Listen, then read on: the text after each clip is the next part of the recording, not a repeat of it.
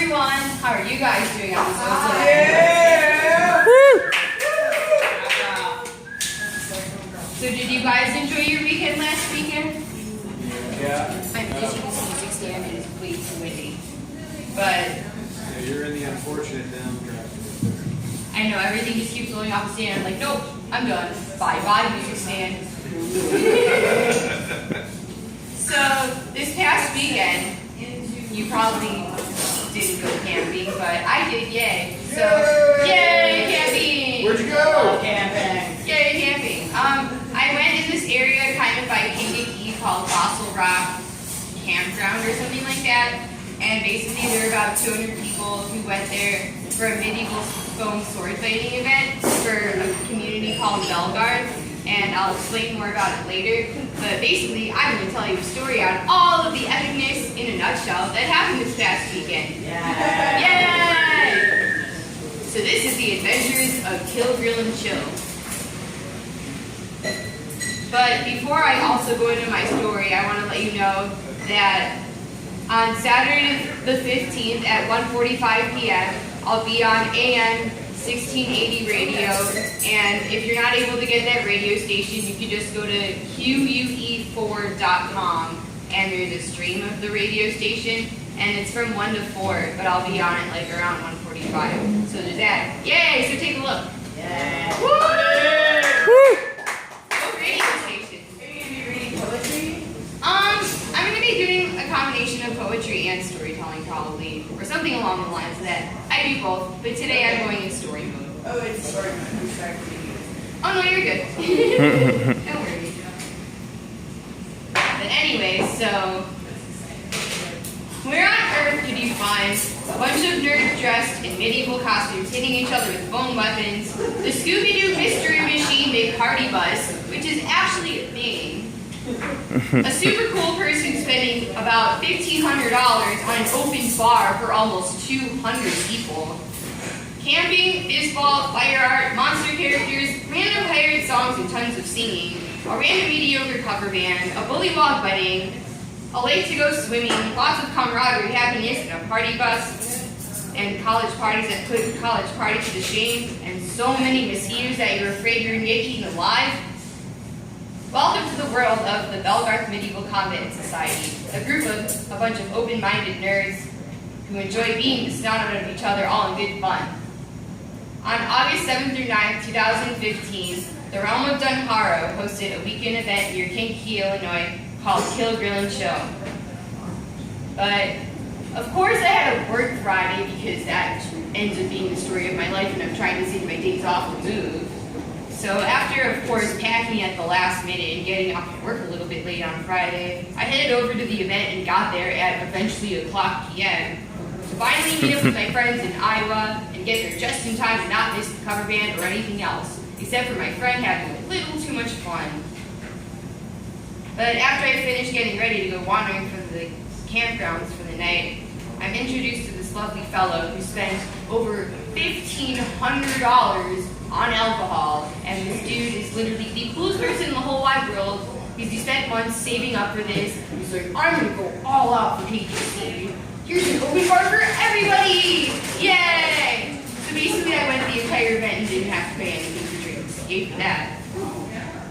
And also, after I created my super drinkerific combination of lots and lots of fruitiness, I proceeded to go wander around some more and witness lots and lots of pirates singing about merry everything, and embarked on several adventures to get myself ready for the main day. But of course, silly me is a super duper night owl and decided to stay up till 5:15 in the morning.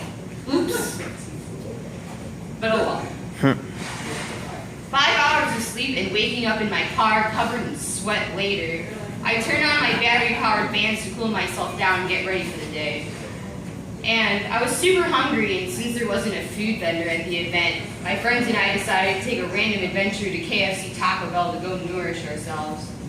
And after I changed into my fighting clothes, I went off into battle, yay! I didn't...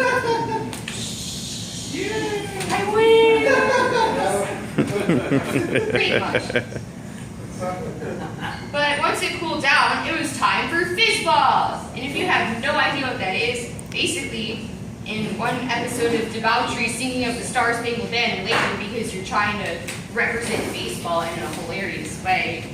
Several teams of three who basically created their own baseball bat out of whatever creativeness they felt like took to the field, and the opposite team would pitch a bunch of beer cans, and you'd have to swing at the beer can. And however many pieces you shattered the beer can into is the number of points you got. But if you got 3 strikes, then you'd have to chug all of the beer, and it was warm and nasty. But it was a bunch of fun, and unfortunately I didn't play, and there isn't any running of the bases, but I'd like to play next time. But it was super duper epic, and beer sprayed everywhere, and people were hilarious, and it looks like baseball with beer.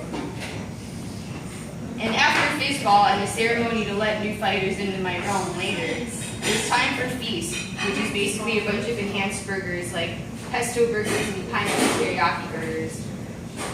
And after that, all of the party immersed in the pavilion. And that's where the fire art took place, because there's a dude and his son who basically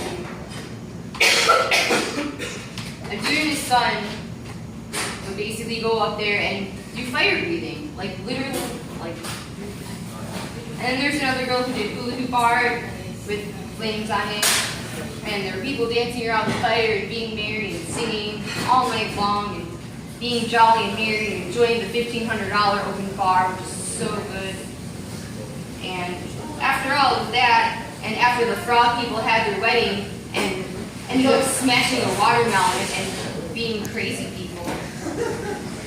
And after that, I ended up meeting the person who was the driver of the Scooby-Doo Mystery Machine McParty bus, which is actually a thing. It's basically a remodeled pace bus that was handed down to him by his uncle in some redonkulous manner. And his family painted it, and he ended up taking like 9 or 10 people in this giant van down to the event and shuttled a bunch of people. And it had a cool light set and a little disco ball, and basically it was a place where a bunch of music played and people went to chill for a while. And then after that, there was plenty more singing, and by the time it hit 2:30 in the morning, I really had to go to the bathroom, and there were so many mosquitoes everywhere. I was hoping not to end up getting West Nile virus in a place where you probably don't want to get bit by mosquitoes, because ew. And then by the end of the night, it was me, one of my super duper tall friends, and 3 of the regular mundane people, which mundane is another word for you don't do Belgarth, but you're at the campground / place anyway, and you're just like a regular person not in a costume. And it was just the 5 of us just chilling in the pavilion, talking while it rained, and there was a little bit of fire, and at least some kind of bug repellent, so that was good. But by the time it hit 5:30 in the morning, everybody was too tired, and then we were going to go to bed, and then I was walking back to my area to go to bed, and then I ended up seeing 2 of my friends, and they were like, hey, let's go driving around. So, of course, I ended up staying up all night. Oops. Yay, no sleep. And then I ended up helping my friends get all packed up, and making sure the Mystery Machine McParty bus ended up getting a jump because it didn't start because it used all the batteries from trying to provide the party to everyone. And then after that, we all went to Subway and ended up going home, and I ended up basically falling into a post-event coma. So thank you, Kill, Grill, and Chill, for being another successful event in the Belgarth community, and for continuing to be such an accepting and welcoming environment where I can be my colorful and oh-so flowery self, literally. And I'm able to spread positivity and joy to all. And then after my 16-hour hibernation, you want to come out and be like, and then you chant the realm's name in jubilation. Dun hurrah! The baby goes. And if you're ready to join in this epicness, there's actually practices at Foster Avenue Beach from 3 to 6 p.m. And if you want to end up joining this loveliness, you could go search on Facebook for the group Morva. So I hope to see you out in the oh-so-lovely fighting land of Belgarth. Thank you very much. All right.